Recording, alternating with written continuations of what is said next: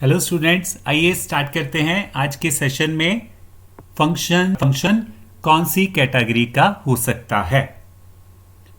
सबसे पहले जानते हैं फंक्शन की डेफिनेशन। अगर हम अपने एक प्रोग्राम में अलग अलग टास्क करना चाहते हैं तो हमें उन अलग अलग टास्क को अलग अलग पार्ट्स बनाकर करना चाहिए। इससे ये बेनिफिट होता है कि अलग अलग पार्ट्स बनाए हुए समझ अच्छी तरह से आते हैं और अगर किसी भी पार्ट में एरर आता है तो एरर ढूंढना आसान हो जाता है। और हर एक पार्ट जो है एक पर्टिकुलर टास्क को करता है। तो फंक्शन क्या है? Function is a separate part in a program. Program में अलग पार्ट होता है जो कि डिफाइंड टास्क को करता है।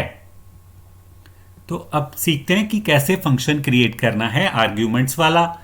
और फंक्शन क्रिएट करने के लिए सबसे पहले DEF कीवर्ड इस्तेमाल किया जाता है।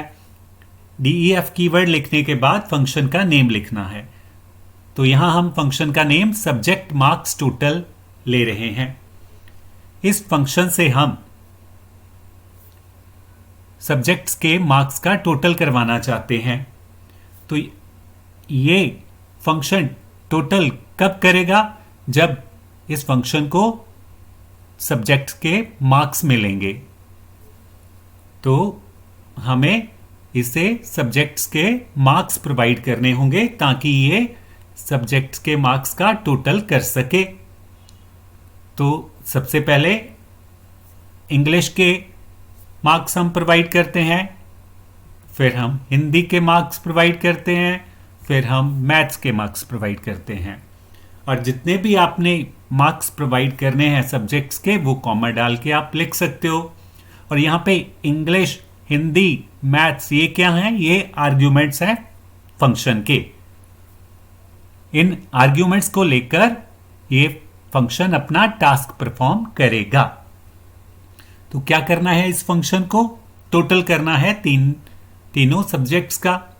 आप एक से ज्यादा सब्जेक्ट्स भी दे सकते हो। तो यहां पे हमें इंग्लिश का, हिंदी का, मैथ्स का टोटल करना है और जो टोटल आए वो टोटल वेरिएबल में आ जाएगा और फिर ये टोटल रिटर्न करना है। सब्जेक्ट मार्क्स टोटल क्या करेगा ये फंक्शन? ये 3 आर्ग्यूमेंट्स लेगा और उनका टोटल करेगा और जो टोटल करके रिजल्ट आएगा वो रिटर्न करेगा जो भी इस फंक्शन को यूज करेगा। जिसने भी इस फंक्शन को यूज करना है उसको इस फंक्शन को 3 वैल्यूज देनी पड़ेंगी और फिर ये फंक्शन जो है उसे एक वैल्यू टोटल की रिटर्न करेगा। देखते हैं इसे कैसे इस्तेमाल करना है। अब इस फंक्शन को कैसे इस्तेमाल करना है तो हमें इसकी कॉलिंग स्टेटमेंट लिखनी पड़ती है। कॉलिंग स्टेटमेंट कैसे करते हैं? फंक्शन का नेम लिखकर और राउंड ब्रैकेट में वैल्यूज देनी है हमें। और क्या होगा? इससे सबसे पहले 80 की वैल्यू इंग्लिश में आएगी, पहले आर्ग्यूमेंट में आएगी। 90 वैल्यू हिंदी आर्ग्यूमेंट में आएगी। 70 वैल्यू मैथ्स में आएगी।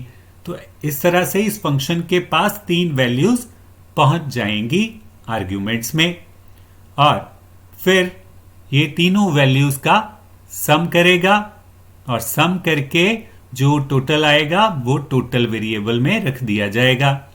और इस तरह से ये टोटल जो है कॉलिंग स्टेटमेंट को वापस भेजना है। तो रिटर्न टोटल कमांड क्या करेगी? ये 240 टोटल जो है ये यहां पे वापस दे देगी। Calling statement subject marks total round bracket 80, 90, 70 ये जो हमने स्टेटमेंट लिखी है ये कॉलिंग स्टेटमेंट कहलाती है। और यहां पे क्या आएगा?